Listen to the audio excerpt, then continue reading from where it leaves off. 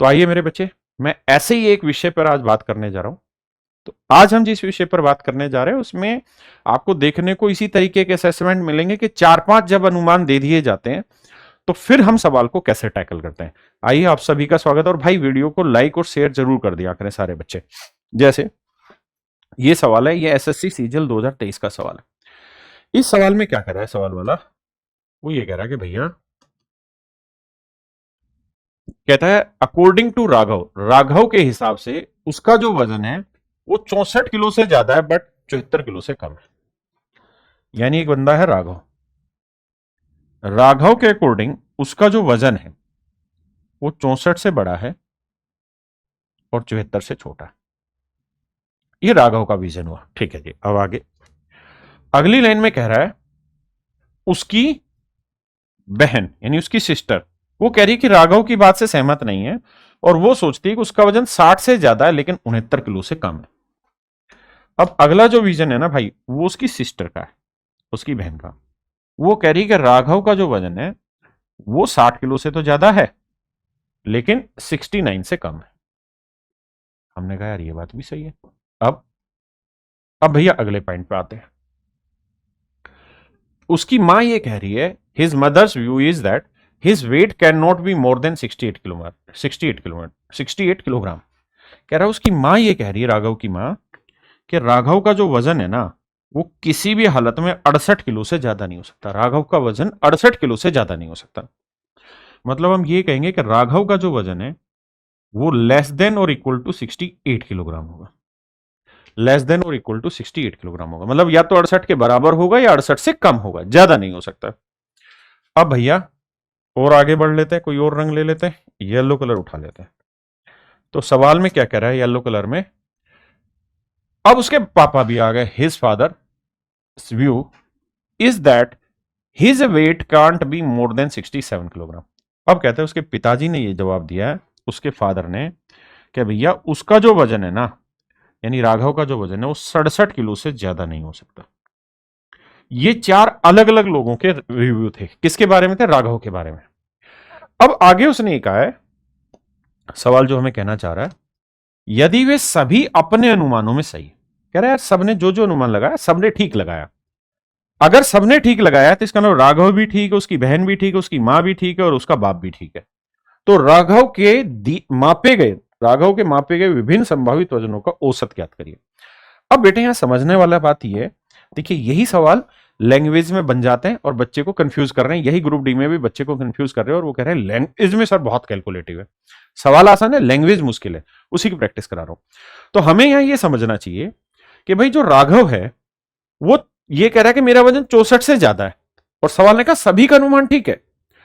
तो अगर राघव 64 से बड़ा है और ये कह रही है राघव 60 से बड़ा है, ये कह ही नहीं रहे कि कितने से बड़ा है, तो अगर इन दोनों असेसमेंट पे बात करें तो ये तय हुआ कि राघव का वजन 64 से ज्यादा होगा, यानी 65 होगा।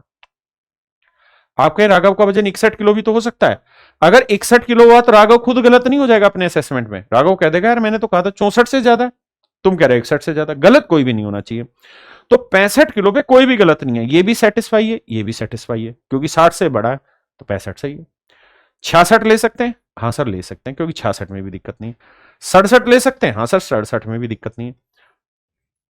68 ले सकते हैं, नहीं सर 68 में दिक्कत है। क्यों? क्योंकि राघव के पिता ने, फादर ने ही बोला था कि भाई 67 से ज्यादा नहीं हो सकता, तो अगर 68 ले लूंगा तो वो गलत साबित हो जाएगा। उसकी मां ने कहा था 68 से ज्यादा नहीं हो सकता, तो देखो 67 ठीक है, या 74 और 69 था। तो ये 3 आंकड़े ऐसे हैं जो सभी ने कुल मिला के बताया कि भाई ये तीनों मान संभावित हो सकते हैं। अब उसने कहा कि इन तीनों का औसत निकाल के बताओ। तो मेरे भाई जब भी संख्याओं के बीच का अंतर 1-1 किलोग्राम, 65 और 1 66, 66 और 1 67, या जब भी 3 संख्या या जितनी भी संख्या अगर वो अरिथमेटिकल प्रोग्रेशन में समानांतर श्रेणी में, तो उनका औसत हमेशा बीच वाली संख्या आती है। नहीं तो इन तीनों को जोड़ोगे, 3 से भाग दोगे, तो यहां तो सीधा सीधा 1-1 का डिफरेंस है, तो एवरेज आएगा 66, यानी इन सभी का जो औसत आएगा 66 किलो आएगा। अब बताइए ये सवाल मुश्किल है? नहीं, ये मैंने क्लास में ऑलरेडी करा रखे हैं आप लोगों को, एक बार पढ़ लोगे तो मुश्किल लगेगा ही नहीं। अब आते हैं आगे। मेरे भाई किसी भी आपके यार दोस्त को अगर कोचिंग लेनी है, चाहे वो रेलवे की लेनी हो या एसएससी के किसी बैच की लेनी हो, तो भाई कैरियरविल आपको सबसे लेटेस्ट और अपडेटेड कंटेंट देता है। और आप बताइए मैथ में अभिनय सर और मैं दोनों टीचर आपको पढ़ाने लगे, इससे बढ़िया टीम आपको कहीं मिलेगी? रीजनिंग में पीयूष सर पढ़ाने लग रहे हैं, इससे बढ़िया कोई टीम मिलेगी? इंग्लिश में जयदीप सर है, अरुण सर, अंकुल सर हैं, जीएस में पूरी टीम लगी हुई है।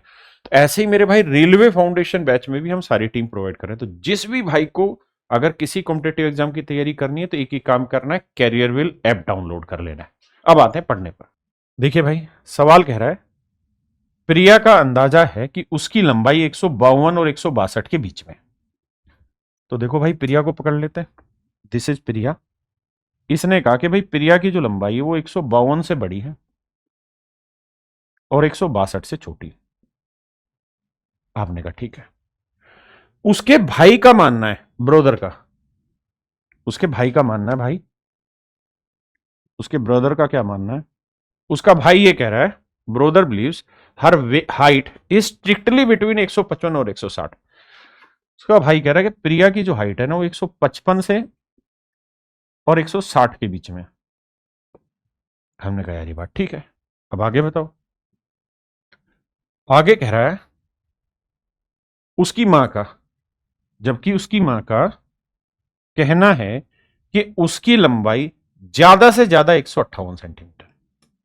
उसकी मां जो है वो ये कह रही है कि प्रिया की लंबाई ज्यादा से ज्यादा 158 होगी, मतलब 158 से या तो छोटी होगी या 158 के बराबर होगी।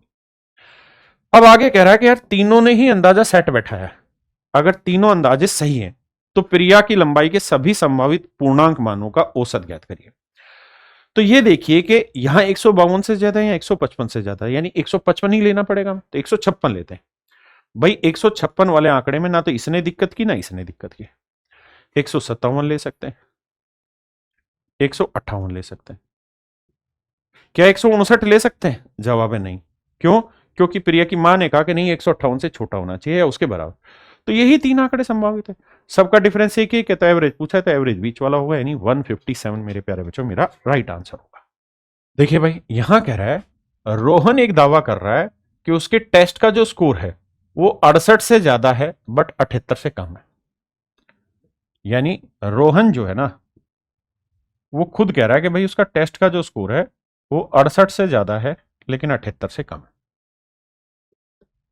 हमने कहा ठीक है जी। अब आगे अगली लाइन में कह रहा है जबकि उसका क्लासमेट का कहना है कि उसका स्कोर 70 और 76 के बीच में। यानी जो उसका क्लासमेट है वो कह रहा है कि उसका जो टेस्ट स्कोर है वो 70 से ज्यादा है भाई और 76 से कम है। अब कह रहा है भैया हालांकि उसके टीचर का कहना है कि उसका टेस्ट स्कोर 73 से ज्यादा नहीं हो सकता। टीचर ने कह दिया भाई क्या कि भाई तेरा जो स्कोर है ना वो 73 से ज्यादा नहीं हो सकता, यानी मैक्सिमम 73 हो सकता है। अब अगली लाइन में जो उसने बोला वो ये कहा कि भाई सबकी बातें सही हैं, अगर ये सभी बातें सच हैं तो रोहन का कम से कम कितना पूर्ण संख्या में स्कोर हो सकता है? तो भाई कम से कम 68, 70, 71 ही लिया जा सकता है जिसमें तीनों सही हो। 71 में ये भी सेटिस्फाई होगा, ये भी सेटिस्फाई, क्योंकि ये कह रहा है 70 से ज्यादा या 68 से ज्यादा, तीनों सही है। अगर मैं 69 ले दूंगा तो ये गलत हो जाएगा, मुझे तीनों को ठीक करना है, तो 70 से ज्यादा 71 ही हुआ। और यही मेरे प्यारे बच्चों मेरा राइट आंसर है, यही मेरा राइट आंसर है। अब अगर आप इस सवाल का जवाब दे दे तो मैं समझूं कि हाँ भाई आप सवाल को समझ गए। और भाई ये मेरा YouTube चैनल है, इसी YouTube चैनल पे ना होम पेज जाओगे ना तो ग्रुप डी के लिए नीचे देखोगे यहाँ पे, तो मैंने 2026 में ग्रुप डी में जो क्वेश्चन आए थे उसके टॉप 50 क्वेश्चन यहाँ डाल दिए। अगर एक बार इसको देख के चले गए ना उसके बाद आपको कभी देखने की जरूरत नहीं होगी कि डिफिकल्टी लेवल क्या है। समझे?